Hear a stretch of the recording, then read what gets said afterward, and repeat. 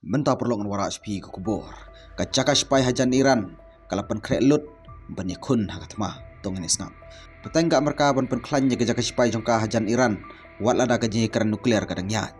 Ka military bloggers ke kedau bagi jingkit tiar kitar spai nasun sejaka spai.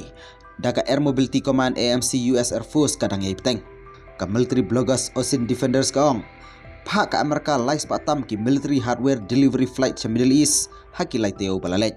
Kini ki plane kentup ka 6C-17S bakit yaki Patriot Defense System sa Israel sa pangshti. Ki kentup ru yaki plane kit yaki bom nakamta ki B-2 steel bombers sa Diego Garcia Base. Ka bloggers isu ka ong baki babun ki plane ki transfer ki air defense asset na US Indo-Pacific Command sa Middle East pau baki lado.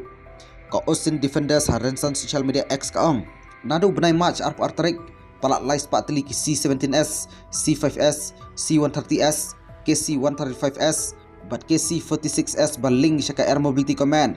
Kilapoy ha Air Base Saudong ka US Central Command, CNTCOM Area of Responsibility. Bu iya ki Air Defense System, bat kiwipat ki aset yada hajan Iran. Namar umlak bantip, yo alaban poi tma bat kenegari. Ong ka Ocean Defenders, kanega jingle jong ka Amerika kawan, kat baka Amerika baka Iran. Ki krek ban pelong ya keraun ke baar jong ke jikar nuklear. Ki official na baro artili kiri. Kini kenduk biang haoman hakakat kendai 3 April. Steve Witkoff ubri sarkar jong Donald Trump ubayalam ya mereka hakaraun ke banikong jong ke jikaren. Upan syai baka nogo deal kadai ban sange ya nuklear ha Iran.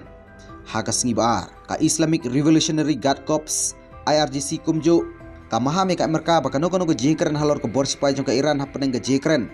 Dai ban don da kalimit. Publish Bun, Storyteller, London Network, Daily Post.